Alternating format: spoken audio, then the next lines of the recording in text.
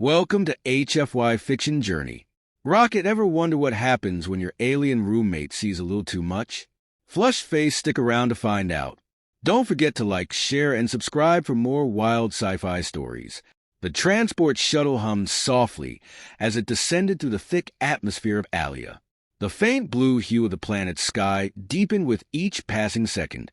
Ethan sat by the window, his breath fogging the glass as he stared out at the alien landscape below. Vast stretches of shimmering forests, filled with towering trees and crystalline rivers, sprawled beneath the ship. A mix of awe and anxiety settled in the pit of his stomach. This was his new home, at least for the next year. Aoria, a planet where even the air seemed to vibrate with emotion. Aoria was the home of a species that could sense the innermost feelings of those around them. Ethan adjusted his jacket, the crisp fabric of Earth's military style clashing with the flowing robes and natural fabrics he saw the Aorians wearing as they moved gracefully around the port below. In just a few minutes, the shuttle would land, and Ethan would begin his part in the intergalactic exchange program, a chance for Earthlings and Aorians to learn from each other and bridge the immense gaps in their cultures. But Ethan wasn't thinking about diplomacy right now. His mind raced with thoughts of his new roommate, a female Aorian named Lyra. The Aorians were renowned for their perception of emotional energy. They could feel emotions in others as clearly as humans sense warmth or cold. To them, emotional honesty wasn't a choice. It was an instinct. Ethan had spent months preparing for this, learning everything he could about their customs and way of life. But no amount of preparation could ready him for living among them, especially not with someone who could potentially read his every mood. A subtle jolt brought him back to reality as the shuttle touched down. The doors hissed open, and Ethan gathered his things, stepping out into the warm, fragrant air of Vuren, the Aorian capital city. The smell was different, sweet yet earthy, with a sharpness that reminded him of a forest after rain. He shouldered his bag and followed the guide waiting for him. As they walked through the city, Ethan couldn't help but marvel at how it blended with nature. The buildings, all smooth curves and glass-like surfaces, seemed to grow out of the earth itself, entwined with the roots of giant trees. Aorians moved gracefully along the streets, their long limbs and ethereal blue skin giving them an almost dreamlike appearance. Every now and then, he caught a glance from one of them, their large, dark eyes lingering on him longer than he was comfortable with. "They can feel your nervousness," the guide said with a knowing smile, as if reading his thoughts. "They're curious, that's all." Ethan managed a tight smile in return, feeling a bead of sweat trickle down the back of his neck. He'd always been a private person, even on Earth, and the idea of living among beings who could sense his emotions unsettled him more than he cared to admit. What if they could feel his fear, his doubts? Would he be able to hide anything at all? They arrived at a sleek, rounded structure set within a grove of trees. "This is where you'll be staying," the guide said, gesturing to the building. "Your roommate Lyra is inside. She's been expecting you." Ethan took a deep breath as he stepped inside. The interior was surprisingly warm, with soft lighting and smooth, organic walls that seemed to flow like water. His eyes were immediately drawn to the figure standing at the far end of the room. Lyra. She was taller than he expected, even for an Aorian, with long, slender limbs and skin that glowed a soft shade of blue under the lights. Her silver hair, intricately braided down her back, shimmered as she turned to greet him. But it was her eyes that caught him off guard, large, almond-shaped, and the color of the night sky. They seemed to see right through him. For a moment, Ethan forgot to speak. "Welcome, Ethan," Lyra said softly, her voice melodic and soothing. She smiled, though there was a flicker of something else. Curiosity, perhaps, in her gaze. "I hope the journey wasn't too taxing." Ethan cleared his throat, feeling the heat rise in his cheeks. "No, it was fine. The planet is beautiful." Her smile widened slightly. "I'm glad you think so. You'll find that Aoria has much to offer, not just in its landscapes, but in its people." She gestured to the small table near the window, where sleek, minimalist furniture was arranged. "Please, make yourself comfortable." As Ethan sat down, he felt a strange sensation wash over him, as if the air in the room was subtly shifting. Lyra's eyes flickered, and she tilted her head slightly. "You're anxious," she said gently, not as a question but as a statement of fact. Ethan blinked, momentarily startled. Yeah, a little." There was no point in denying it. Lyra nodded, her gaze softening. "It's understandable. Our worlds are very different, but I think you'll find we're not so different when it comes to what matters." Ethan let out a breath he didn't realize he was holding. Despite his initial tension, something about Lyra's presence put him at ease. It was as if she could soothe the sharp edges of his nerves just by being near. Still, he couldn't shake the feeling that she could sense far more than she let on. Her silver hair cascaded down her back, the soft glow of the Aoran sun highlighting her delicate features. She was humming a low, melodic tune that seemed to resonate with the very air around her. Ethan hesitated for a moment, not wanting to interrupt, but Lyra must have sensed his presence. She stopped humming and turned to face him. Their eyes met, and for a moment, the awkwardness of their earlier encounter hung between them, heavy and unspoken. But there was something else in her gaze now, something deeper, an understanding, perhaps, or maybe even a hint of vulnerability. "Ethan," she said quietly, her voice as soft as a breeze that rustled the trees around them. I didn't mean to intrude." "You didn't," Ethan replied, though the words felt inadequate. "It was just unexpected." Lyra nodded, her dark eyes searching his face for something, though Ethan wasn't sure what. "In my culture," she began slowly, "what happened earlier, it's not something we take lightly. Nudity is a symbol of openness, of trust. It's something we reserve for those we are deeply connected to." Ethan felt his pulse quicken. "I didn't realize. I mean, I knew your culture was different, but I didn't think—" "It's okay," Lyra interrupted, her voice gentle but firm. "I know you didn't mean anything by it, but I felt something. I'm not sure what it was, but it was intense."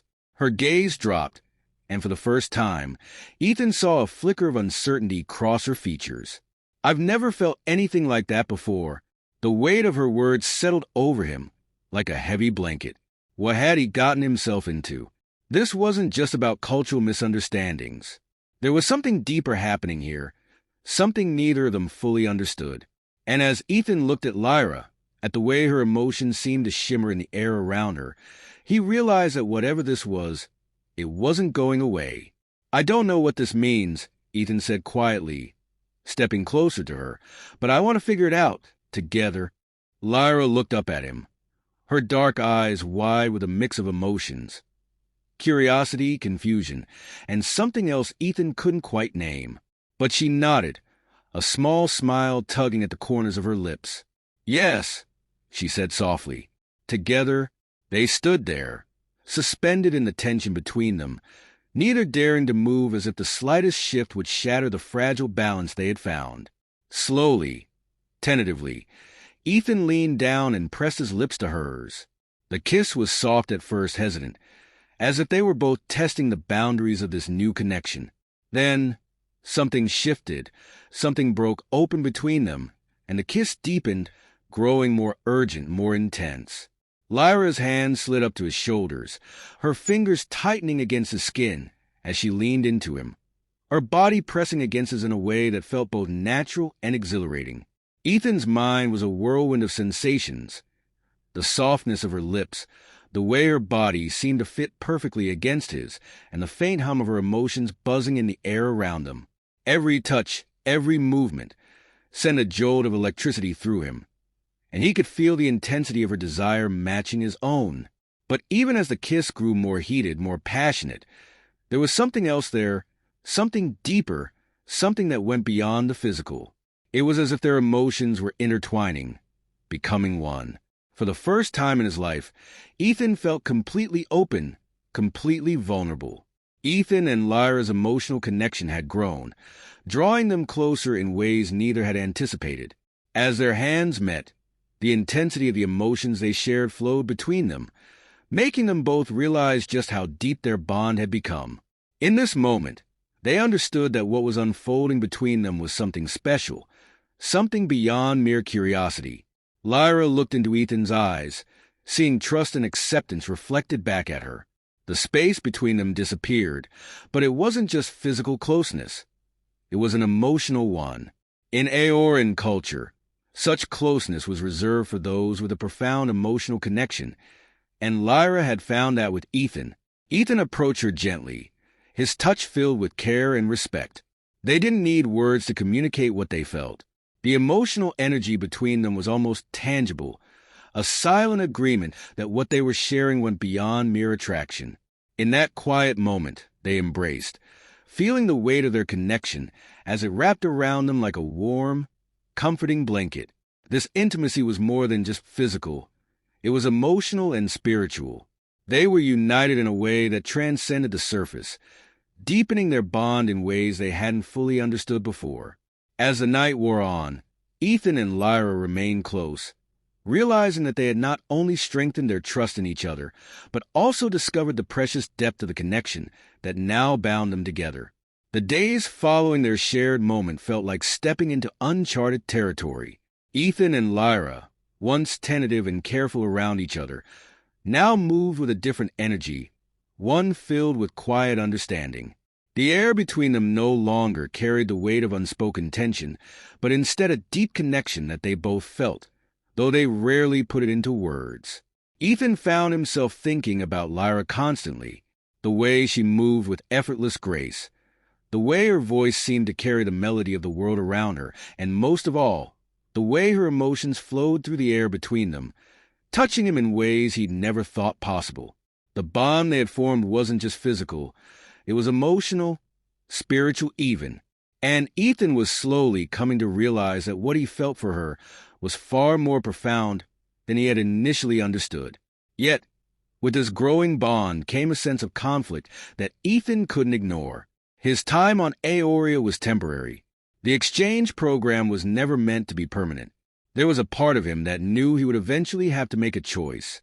Stay here in this alien world that was slowly becoming home, or return to Earth, where the familiarity of his old life waited for him. But that old life now felt distant, as if it belonged to someone else. Ethan was deep in thought one afternoon, sitting outside in the soft light of the twin suns, when Lyra approached him. She moved silently, as she always did, her steps so light that he didn't hear her until she was standing beside him. He looked up, and their eyes met. There was something different in her gaze today, something that made his heart skip a beat. "Ethan," she said softly, sitting down next to him on the stone bench. "There's something we need to talk about." The seriousness in her tone immediately grabbed his attention. He sat up straighter, his pulse quickening. "What is it?" Lyra hesitated, her fingers tracing the edge of the bench. Her eyes cast downward for a moment before she met his gaze again. "I can feel your conflict," she said, her voice quiet but steady. "I can feel how torn you are between this world and your own, and I think it's time we face what that means." Ethan felt his throat tighten. He had known this conversation was coming, but that didn't make it any easier. He looked away, staring at the distant horizon where the shimmering forest of Aoria met the sky. "I don't know what to do," he admitted after a long pause. "This place, it's become more than just a temporary assignment for me. And you," he stopped, struggling to find the right words. "You've become more important to me than I ever expected." Lyra's expression softened, and she reached out to take his hand, her touch warm and familiar. "I feel the same," she said, her voice barely above a whisper. "But we both know your time here was never meant to be permanent, and I can't ask you to stay. Not when you have a whole life waiting for you back on Earth." Ethan's chest tightened at the thought of leaving her. The idea of returning to Earth, of resuming his life there without her, felt like an impossibility. He had come to Aoria to learn, to explore, but he had never expected to find something or someone who would change him so deeply. Lyra had become more than just a companion. She had become a part of him, and the thought of losing her now was unbearable. "I don't want to leave," he said, his voice raw with emotion. I don't want to go back to Earth without you.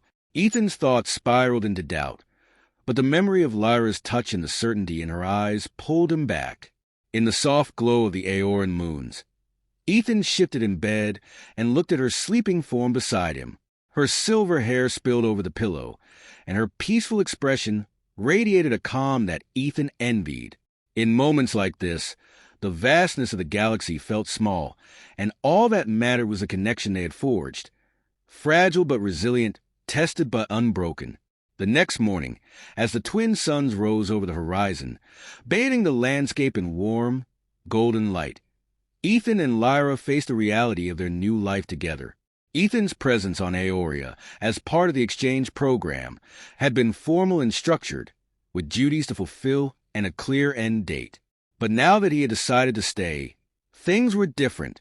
The leaders of the exchange program would need to be notified, and more importantly, Ethan would need to find a place for himself within Aoran society. It wasn't as simple as just staying. He had to integrate into a world that wasn't his own. Over breakfast, they discussed what this meant for him.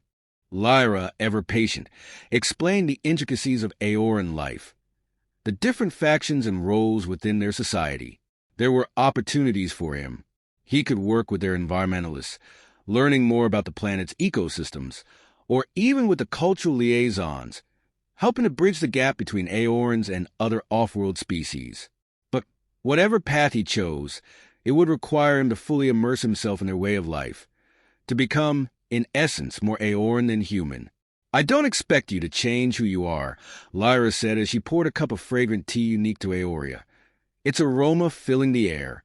But I do want you to understand that our way of life is different. Our connections to each other, to the planet, to the emotional energy around us, it's everything. You'll need to embrace that if you're truly going to stay. Ethan nodded, though the weight of her words settled heavily in his chest. He had been prepared for change, but not for the depth of what staying truly entailed.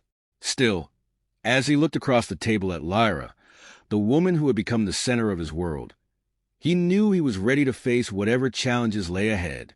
The first step in solidifying his place on Aoria was meeting with the leaders of the exchange program. They needed to formally acknowledge his decision to remain and renegotiate the terms of his stay. Ethan was nervous about this meeting. It felt like he was stepping into a new role, one that was not fully defined. But Lyra reassured him, her hand resting on his arm, her calming energy flowing into him. "They'll understand," she said, "and if they don't, we'll find a way to make them understand. You belong here now with me." That afternoon, they made their way to the grand meeting hall in Vuren, the capital city. The building itself was an impressive blend of natural and architectural beauty, with its curved walls built seamlessly into the towering trees that surrounded it. Inside, the air was cool and the gentle hum of Aoran emotional energy was palpable, a constant reminder of how different this world was from Earth. As they approached the council, Ethan felt the weight of their gazes upon him. The Aoran leaders were tall, graceful, and impossibly serene, their expressions unreadable. But Lyra stood by his side, her presence a silent reassurance. The conversation began formally, with the council acknowledging Ethan's original purpose on Aoria as part of the exchange. They were curious but cautious about his decision to stay. Ethan explained his reasons as best he could, how his connection with Lyra had changed him, how he had come to see Aoria as more than just a temporary home. He spoke from the heart, letting his emotions guide his words, just as Lyra had taught him. For a moment, there was silence. Then, one of the council members, a woman with deep blue skin and silver markings that glistened under the soft lights, spoke. "Your decision is not one we take lightly," she said, her voice melodic yet firm. "To remain here is to become part of us, to embrace our ways, our traditions. You must understand that you will no longer be just an observer of our culture. You will be expected to live it." Ethan nodded. "I understand. I'm ready for that." The council member studied him for a long moment, her dark eyes searching his face for any sign of hesitation. Finally, she smiled, a small, approving smile. "Very well," she said. "We will grant your request to stay on one condition.